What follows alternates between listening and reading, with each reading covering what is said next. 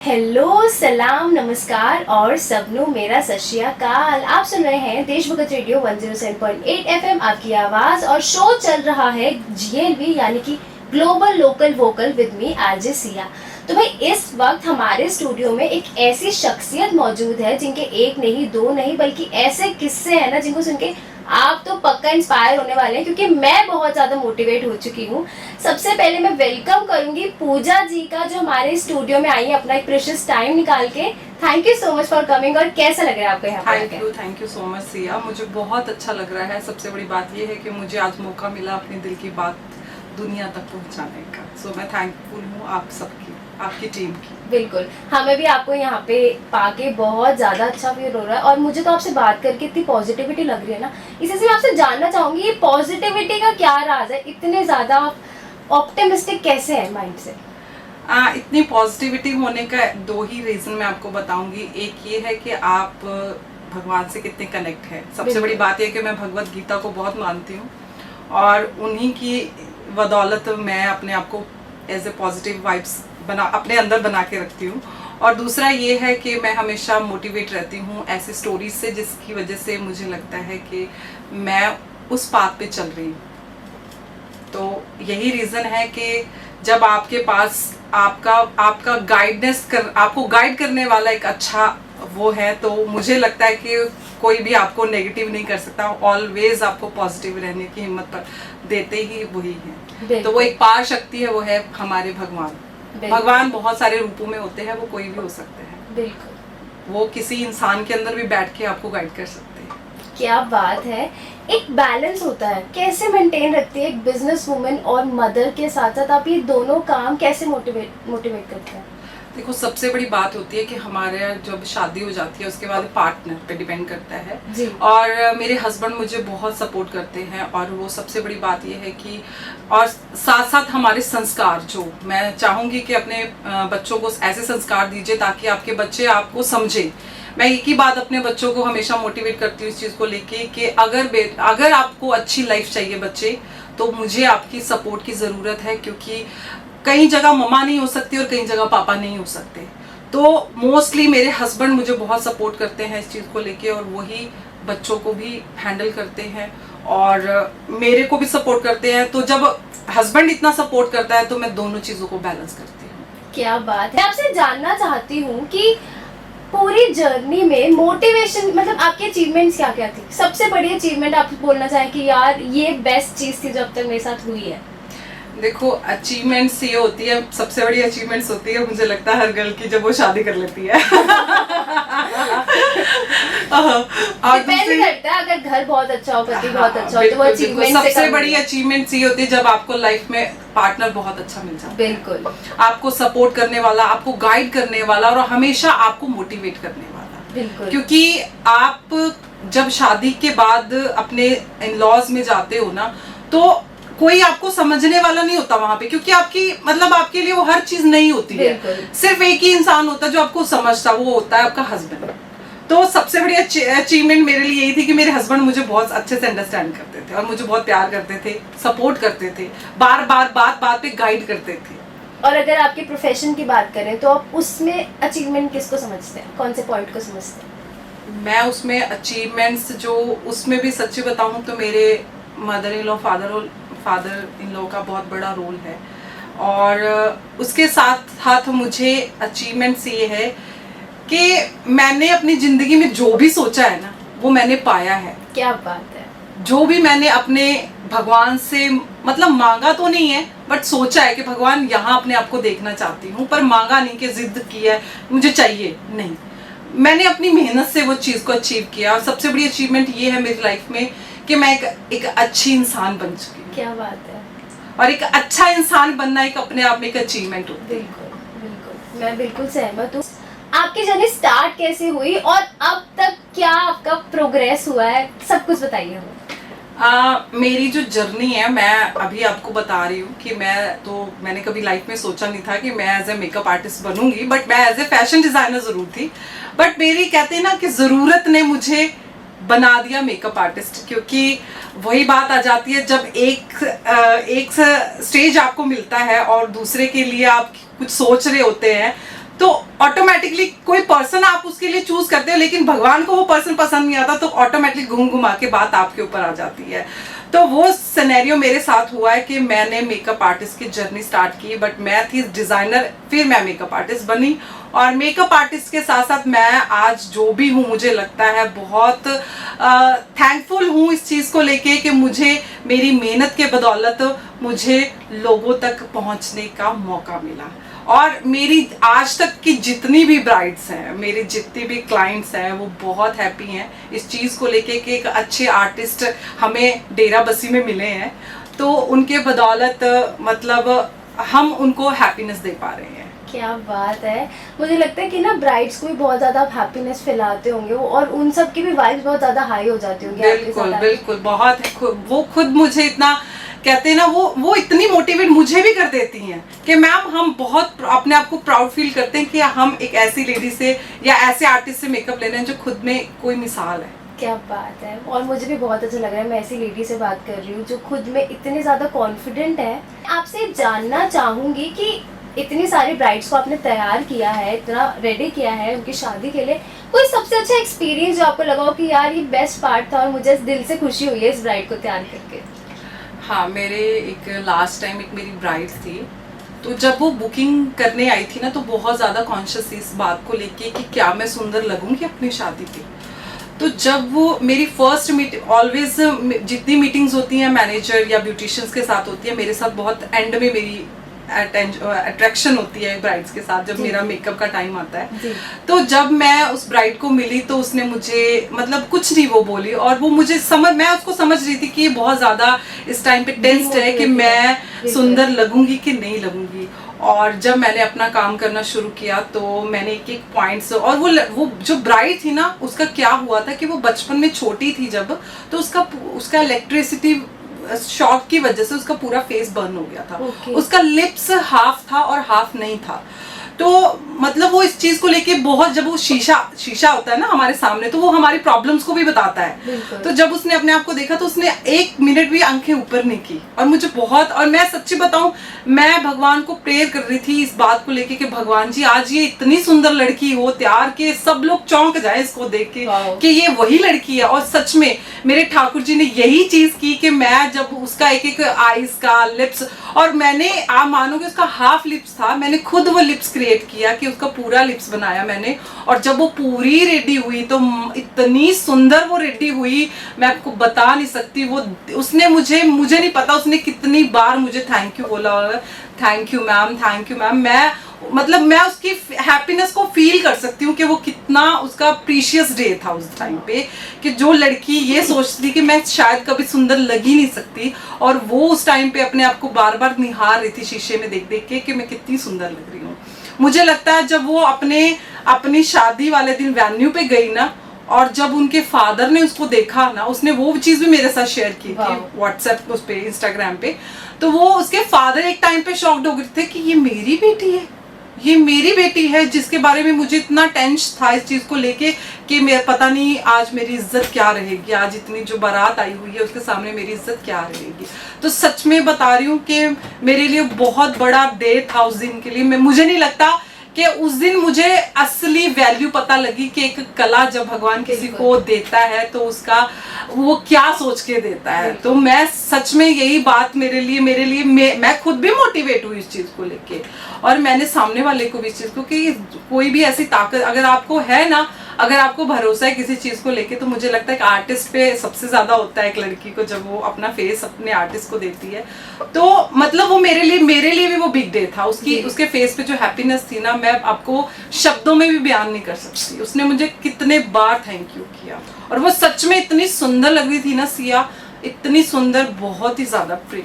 क्या बात है। मुझे लगता है वैसे भी एक आर्टिस्ट के लिए सबसे बड़ी बात ही होती है कि उनका जो क्लाइंट है वो दिल से खुश हो रहा है, और किसी को खुश करने से अच्छा तो कुछ हो ही नहीं सकता। ऐसा होता है कि जिंदगी में अच्छा वक्त भी आता है और बुरा वक्त भी आता है, दोनों ही आते हैं। और अच्छा वक्त तो हमने बहुत कुछ सुन ही लिया आपसे, मैं आपके बुरे वक्त के बारे में जानना चाहती हूँ कि कौन से डाउनफॉल्स या सेटबैक्स आए हैं आपकी लाइफ में जो आपको ऐसा लगा कि यार ये ना बड़ा लो पॉइंट हो गया और शायद अभी गिव अप करना पड़ेगा, कुछ भी ऐसा हमें बताइए।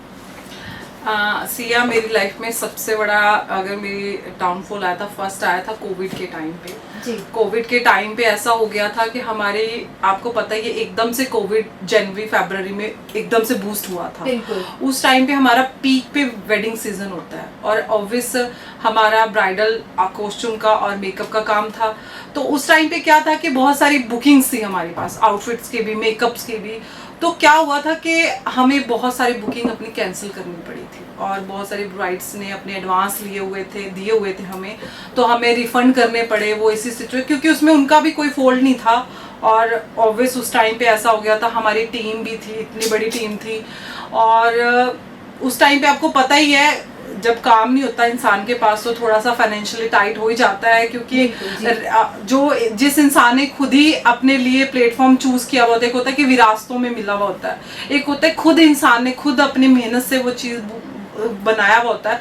तो उस टाइम पे क्या हुआ था कि इतना फाइनेंशियली टाइट हो गई थी मैं, तो मुझे सबसे ज्यादा अपनी टीम को लेके भी बहुत ज्यादा दुख था इस चीज को लेके कि यार मैं, अब मेरी टीम काम नहीं कर रही है, वो घर पे बैठी है, तो मुझे उनके साथ ये चीज भी देखनी, मुझे सैलरीज भी मतलब वो करनी है।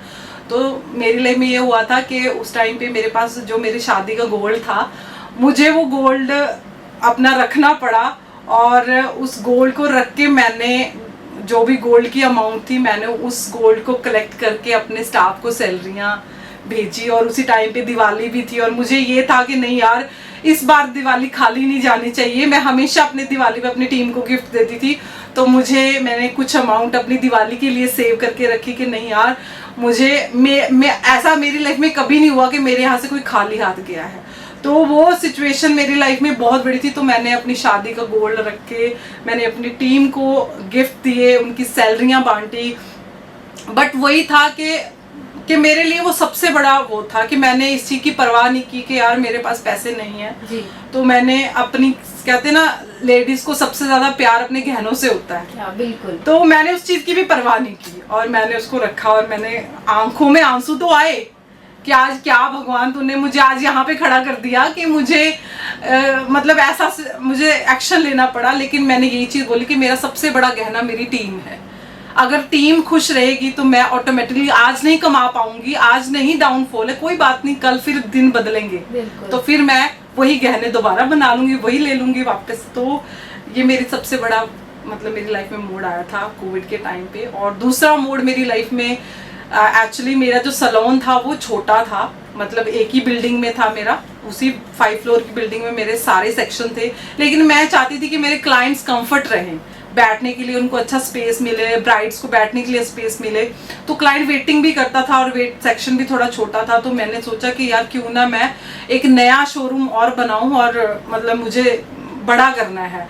तो ऑब्वियस थोड़ा सा फाइनेंशियली मैं फिर से थोड़ा लो हो गई कि जो मेरी सेविंग थी वो मैंने सारी इन्वेस्ट कर दी और बहुत लग्जरी मैंने सैलून बनाया। एक एक चीज, मतलब मैंने अपनी, कहती ना, मेरी बजट से बाहर चीजें मैंने वहां पे लगाई।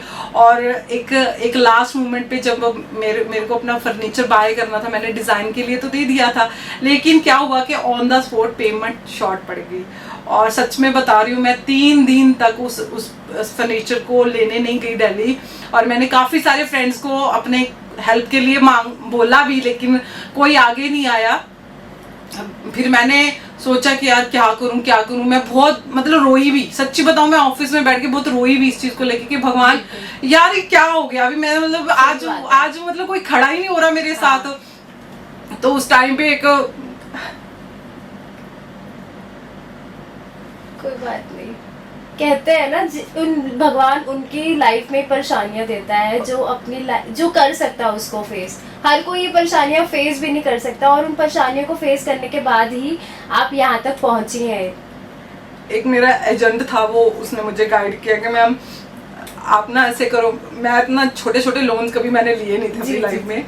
तो उन्होंने कहा कि मैम मैं आपको बताता हूँ, आप पेटीएम से आप ऐसे लोन ले सकते हो। मैंने कहा, वो मुझे सप्लाई है, वही बात होती है कि कहते हैं कि कई बार बड़े की दिमाग में नहीं आती, छोटे की आ जाती है। वो मुझे सप्लाई करने वाला इंसान था, तो मुझे प्रोडक्ट्स ब्यूटी के सप्लाई करता है। वो ऐसे ही मैं टेंस थी, तो वो कहता मैम आप हमेशा अच्छे से मिलते हो, आज क्या हुआ, आप इतने उदास क्यों हो। ऐसा होता है ना कि हम अकेले नहीं चल सकते, हमें चाहिए, साथ चाहिए, कंपेनियनशिप चाहिए, जो हमें मोटिवेट कर सके, क्योंकि अकेला आदमी खुद कुछ नहीं कर सकता। बिल्कुल। आपकी लाइफ में ऐसे कौन से लोग थे जिनको आप मानते हो कि उनको आप श्रेय देना चाहते हैं कि इनकी वजह से ही मैं आज यहाँ तक पहुँच पाई? देखो, सबसे बड़े जो मेरी लाइफ में मेरे हस्बैंड हैं नरेश बत्रा जी, उनको मैं इस अचीवमेंट का श्रेय देना चाहती हूँ। और दूसरा मैं उनको श्रेय देना चाहती हूँ जो मुझे बीच रास्ते में मेरे स्ट्रगल टाइम पे छोड़ के गए हैं। क्या बात है, बिल्कुल। क्योंकि अगर वो उन्होंने मुझे बहुत बड़ी शिक्षाएं दी हैं जिसकी वजह से आज मैं यहाँ तक पहुंची हूँ। और ये पॉजिटिविटी भी है जो जिसकी वजह से आप यहाँ तक पहुंचे। बिल्कुल, वो ऑलवेज रहती है मेरे साथ कि मैं ऑलवेज पॉजिटिव रहती हूँ, क्योंकि वही बात आ जाती है ना, जब आप पॉजिटिव सोचते हो तो सब कुछ पॉजिटिव ही होता है। बिल्कुल। जरूर नेगेटिव अपना इफेक्ट डालता है, लेकिन आप अपने अंदर पॉजिटिविटी रखो कि वो भारी पड़ जाए उस नेगेटिविटी। बहुत सारे लोग होते हैं आपकी लाइफ में जो आपको नीचे खींचते हैं, लेकिन आप अपने आप को दोबारा उसी एनर्जी के साथ दोबारा उठो और दोबारा आप अपने एम पे पहुंचो, अपने अचीवमेंट्स को पाओ। और मुझे ये यकीन है कि आगे आने वाली प्रॉब्लम्स को भी आप इतना अच्छा लाइट में लेने वाले हैं ना, और उनको अपनी अपॉर्चुनिटीज में कन्वर्ट करने वाले हैं कि सारी प्रॉब्लम्स प्रॉब्लम नहीं बल्कि अच्छा लगेगा कि अच्छी बात है प्रॉब्लम। हाँ बिल्कुल, छोटी छोटी प्रॉब्लम्स को फेस करके इंसान को बड़ी प्रॉब्लम कुछ भी नहीं लगती है। क्यों? क्योंकि उसको वो चीजें हैंडल करनी आ जाती हैं। और मुझे लगता है प्रॉब्लम से ही इंसान मतलब अपने आप निखरता है। हाँ, निखरता है, अपने पैशन को और ब्राइट करता है और उसको चमकाता है और मेहनत करता है और सक्सेसफुल होता है। क्या बात है। इसी से ना मैं आपके गोल्स के बारे में भी जानना चाहूंगी कि अब तक के कौन से गोल्स हैं जो आपने अचीव कर लिए और आगे जाके आप अपने आप को कहाँ देखते हैं, किस मुकाम पे देखते हैं? देखो, मेरा सबसे फर्स्ट गोल ये था कि मैंने 101 ब्राइड्स रेडी की थी जो फ्री ऑफ कॉस्ट रेडी की। वाओ। वो मेरी लाइफ का सबसे बड़ी अचीवमेंट थी कि मैंने 101 लड़कियों की शादी विदाउट मतलब फ्री ऑफ कॉस्ट की थी, जिसमें कि मैंने कोई मेकअप चार्ज नहीं किया था। हर ब्राइड्स को इतना सुंदर रेडी किया था, इतना सुंदर वो, क्योंकि वो बहुत ज्यादा पुअर थी लड़की, नीडी थी, बहुत पुअर थी, नीडी थी, जरूरतमंद लड़कियां थी जिनका मतलब ड्रीम होता है कि हम अच्छा सा अपनी शादी पे तैयार हों। उनके ड्रीम होते हैं, जैसे अच्छे फैमिलीज की लड़कियों के तो होती हैं, ऐसे ही छोटी छोटी जो मीडियोकर फैमिली से बिलोंग करती है उनके भी ड्रीम होते हैं। लड़कियां तो लड़कियां ही होती हैं। तो वो मेरे लिए सबसे बड़ी अचीवमेंट थी जब मैंने 101 लड़कियों की फ्री ऑफ कॉस्ट मेकअप किया था। और आने वाले क्या क्या गोल्स है, आपकी प्लानिंग्स है जो आप कहीं कह सकते हैं कि 5 साल, आने वाले 5 साल में आप चाहते हैं कि मैं यहाँ तक पहुँचूं? पहला जो मेरा एम है कि मैं लाइफ में चाहूंगी कि मैं अपनी जो डेरा बस्सी में लड़कियां नहीं आती हैं, वो कहती हैं कि आप मैम चंडीगढ़ आओ, पंचकुला आओ, मैं चाहती हूँ कि मेरी आगे ब्रांचेस बने, मैं अपने नाम को और ज्यादा स्प्रेड करूँ और लड़कियों को मतलब सुंदर सुंदर रेडी कर पाऊँ, ताकि मतलब मैं, अब बहुत सारी लड़कियां मेरे तक नहीं पहुँच सकती तो मैं उन तक पहुँच जाऊँ। और दूसरा ये है कि मैं एक बहुत छोटे से टाउन डेरा बस्सी से बिलोंग करती हूँ, तो मुझे ये है कि मेरा डेरा बस्सी ना कोई ये ना कहे कि नहीं डेरा बस्सी इतना अच्छा सिटी नहीं है, तो मैं अपने शहर का नाम चमकाना चाहती हूँ। सबसे बड़ी बात ये है। और एक मेरी लाइफ में एक और मोड़ है कि मैं एक अनाथ आश्रम बनाना चाहूँगी उन लड़कियों के लिए जो अनाथ होती हैं, जिनके पेरेंट्स नहीं होते हैं, तो मैं आगे उनके लिए कुछ ना सोचती हूँ। दूसरा, मैं उन जो पेरेंट्स जो मतलब ऐसे बच्चे हैं जो अपने पेरेंट्स को अनाथ आश्रम में छोड़ आते हैं, मैं उनके लिए भी प्लान कर रही हूँ कि मुझे भगवान ने अगर इतना सक्षम बनाया तो मैं उनके लिए भी एक ऐसा आश्रम बनाना चाहूँगी जहाँ पे वृद्ध आश्रम मेरा प्लान है जो बनाऊंगी मैं, और एक अनाथ आश्रम लड़कियों के लिए और एक वृद्ध आश्रम बुजुर्गों के लिए। क्या बात है। मतलब आपसे बातें करके ना मुझे ये तो पूरा यकीन हो गया कि डेरा बस्सी का नाम तो पक्का चमक ही गया है। मैं आपसे जानना चाहूंगी कि ये फिटनेस का क्या राज है आपकी, कैसे आप ये मेंटेन रखते हैं? एक्चुअली सिया कहते हैं पहले तो एक लेडीज है ना, कुछ मतलब एंटरप्रेन्योर्स वो साइड में हो जाएगा, मेकअप आर्टिस्ट साइड में, पहले वो एक मदर होती है, फिर वो वाइफ होती है। तो जब अपनी गृहस्थी में होते हैं ना हम लोग, तो हर तरह के काम करते हैं और तब हम मैनेज भी नहीं कर सकते। हाँ ऑब्वियस, तो उसमें कहते हैं भागम भाग रहती है चीजों को लेके। और मेरा जो मेन फंडा ये है कि मैं अर्ली मॉर्निंग उठती हूँ और अर्ली मॉर्निंग उठ के मैं मेडिटेट करती हूँ अपने आप को, और एक्सरसाइज करती हूँ, वॉक करती हूँ। देन उसके बाद मेरा एक ही फंडा है कि मैं बाहर का बहुत बहुत बहुत रेयर खाती हूँ। मैं अपने घर का खाना पसंद करती हूँ और उसमें भी ऐसी चीज़ें ऐड करती हूँ जो मेरे को मतलब एक एनर्जी भी दें और दूसरा मुझे मेंटेन भी करें। और मेरे एक पर्टिकुलर टाइम है जिस पे जो चीज़ मुझे खानी होती है। मैं मेरी एक लाइफ की एक ही चीज़ है, मैनेज करना चीज़ों को और मैनेजमेंट। अगर आपने अपने आप को डिसिप्लिन में बनाया हुआ है ना, वो डिसिप्लिन आपको हर चीज़ में परफेक्ट कर देता है। बिल्कुल। तो मेरी जो हेल्थ का राज है वो यही है कि मैं बहुत सारी चीज़ें ऐसी अपने लाइफ के साथ ऐड की हुई हैं कि मुझे मतलब ऑटोमेटिकली फिटिंग करके रखती हैं। मेडिटेट करना, अपने आप को एक्सरसाइज करना और वॉक करना, और दूसरा ये है कि घर का खाना खाना। क्या बात है। वैसे भी हेल्थ इज वेल्थ होती है और आप, मुझे लगता है आपने अपनी लाइफस्टाइल बहुत ज्यादा हेल्दी रखी हुई है, उसी की वजह से आप इतने फिट एंड फाइन है इस वक्त। बिल्कुल वही रीज़न है कि मैं बाहर का बहुत, जब भी मैंने कहीं इवन कि मैं बाहर आना जाना बहुत रहता है और मेरी परचेजिंग होती है, जैसे मुझे कुछ भी कलेक्ट करना है आउटफिट रेडी करवाने के लिए, कभी मैं दिल्ली जाऊंगी, कभी मेरा बॉम्बे रहता है, कभी मेरा मतलब यूपी में रहता है, कभी अलग अलग जगह से मेरा जहाँ लुधियाना, तो मैं मोस्टली प्रेफर करती हूँ कि ऐसा फूड ढूंढूंगी जो बहुत लाइट वेट हो, उसके बीच में वैसा स्पाइसेस वाला वो ना हो, तेल वाला ना हो, घर का फूड मिल जाए, दाल चपाती समथिंग। और इवन कि कई बार ऐसा स्टॉपेज भी लगता है कि यार बड़े बिग स्टार में होटल में ना भी रुके ना, अगर एक ढाबे पे जाके आप नॉर्मल चपाती एंड दाल ले लोगे ना, दैट्स इट, वो बहुत है, उससे पेट भर जाएगा।